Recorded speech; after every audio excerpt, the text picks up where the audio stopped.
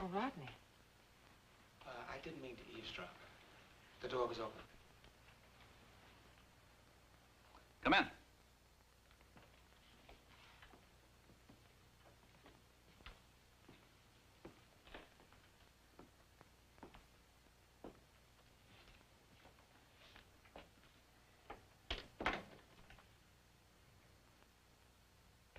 My father was always changing the things on his desk. One day he'd have a small boat model, and he'd bring that home and replace it with a ivory letter opener or something. I guess you almost grew up in this office, hmm? Almost. I wanted to close the door. Okay. Sit down. What can I do for you, Rodney? Well, Mr. Schuster, you were kind enough to offer me a job for the summer, and I've decided to take you up on it. I see. You know I've been laying off men. Yes, sir. Loom operators, I believe. Well, I hardly come under the heading of skilled labor. I've also had to suspend training operations. I can understand how you'd have to do that, logically. And as for the office situation... Well, Mr. Schuster, I wouldn't want an office job if one were available. You see, my father started out on the loading dock. And that's where I want to start, too. That's a rough job. I can handle it. You could have gotten another summer job, couldn't you? I think so. But you want to prove some kind of point? Yeah, something like that. By starting where your father started? Yes, and by working where my father worked. Mr. Schuster, you don't owe me a job. No, but something is owing here, isn't it? Tomorrow morning, 8 o'clock sharp.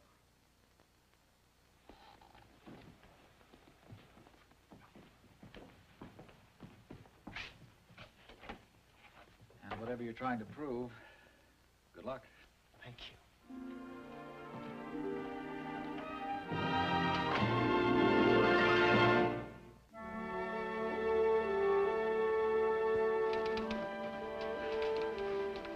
Elliot, you know where the scissors are? Hmm? The scissors. You know where they are? They're not here, dear.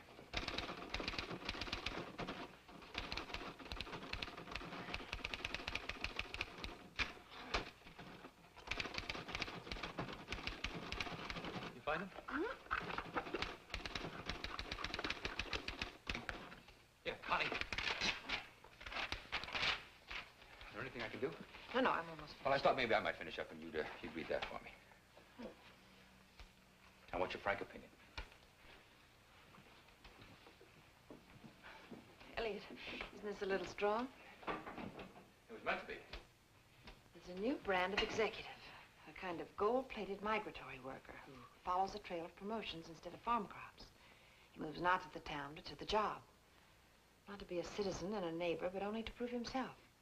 If he sees a profit in firing 1 man or 100, he'll do it without a qualm. Oh, Elliot, it's obvious whom you mean. David Schuster. You might as well have come right out and said it. I did. You just haven't read that far. Really going to ask Matt to print this? Why not? Just a letter to the editor. He doesn't have to agree with me or take any of the responsibility. But you do. I wrote what I believe. Couldn't you say the same thing a little more tactfully? Connie, I gave you that thing to read, not to grade. And you asked for my honest opinion. Do you agree with what Schuster's doing? No. But you don't want to get involved. You do, as usual. Oh, I know. Hello. Hello, Norman. May I help you? No, ma'am.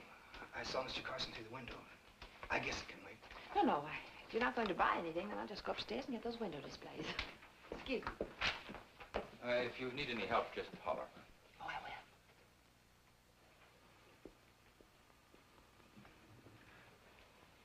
What's the trouble, Norman? What happened the night of the storm when you brought Rita home? Oh, you were there. You heard. Yeah, I heard what you said, Mr. Carson. Well, she was just scared of the thunder and lightning. I bought it then, now I don't. Why?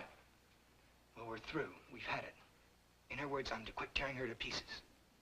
What does that mean? I don't know. I haven't done anything. Maybe that's where I made my mistake. I wouldn't say that. Joe Chernick. Yeah, what about him? He left town all of a sudden. That's something I don't understand. Come on, Norm. Spell it out. I haven't got the right letters, Mr. Carson. Well, you'd think Rita would be relieved when she heard that he split. But it went just the other way. First she tries to avoid him, then he cuts out. She dumped him. She's in the dumps. I'm not trying to drag you into something, Mr. Carson. It's just that the other night, well, she acted funny, and I didn't do anything to change her. Well, talk to her. She won't talk. Well, then... It isn't well, then. There wasn't any thunder and lightning the night of the prom, but she was scared, Mr. Carson. So was it thunder and lightning the night you brought her home, or was it Joe Chernick?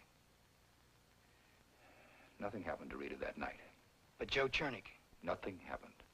Okay, nothing happened that night. But the night of the prom. I think you're just imagining things. Are you sure? Norman. I know. Don't make trouble.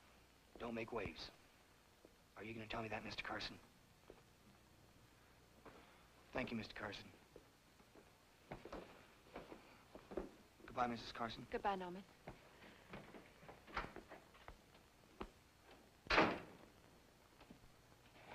You wanted to know what happened the night I took Rita home? You didn't tell him. No, I didn't tell him, but I know how he feels. I treat him like a boy, and he's trying to think of himself as a man. Well, this time it's for his own good. Well, that's how I meant it, but... Well, in the long run, no, I don't know. Look, where do you want these? Huh? Oh, on the desk will be all right. I thought they were for the window. I said that to leave you two alone. You're a good girl. I wish I could talk to Rita, but she wouldn't tell me anything. Do you think it would do any good if I talked to Rita? Well, now who's getting involved, huh?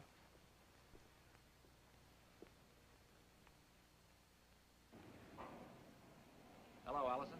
Hello, Mr. Schuster.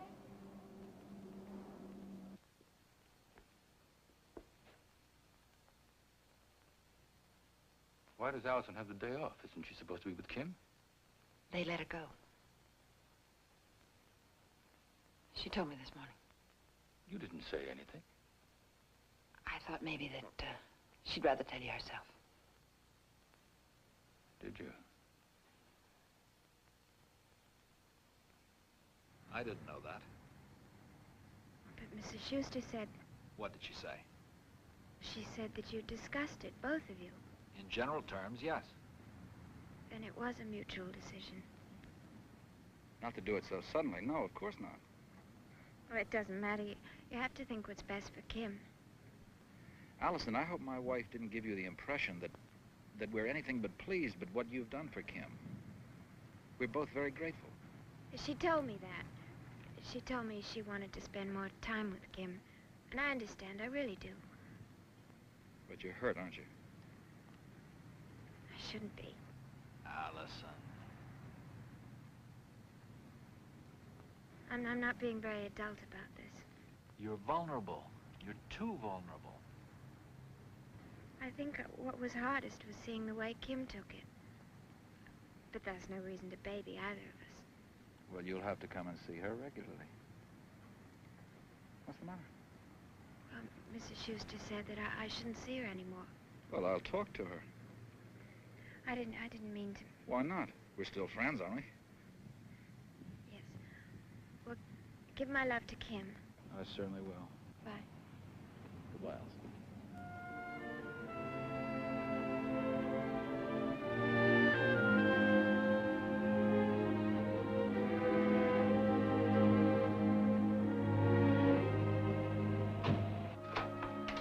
Hello? I just spoke to Mr. Schuster in the square. He didn't even know I wasn't going to take care of Kim anymore. As your mother told me. You say that he didn't know? I thought married people talk things over. Excuse me, I have to get something upstairs.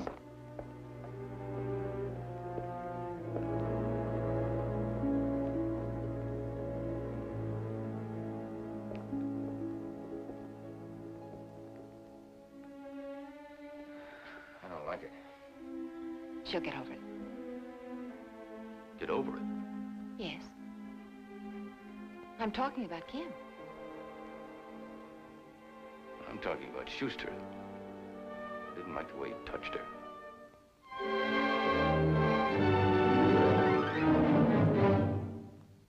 Preview from the continuing story of Peyton Place. Under attack, Schuster is going to have to reveal the kind of a man he is. He's going to have to defend his actions and his ideas. This letter could cause trouble. But what if it's the truth? I never have eaten crow. I don't think I'd like it. But if that were the only thing on the menu, I'd go to another restaurant. Dad, I want our name to be respected again. I never intended to leave that burden with you, Rod. Well, my name is Harrington, too, you know.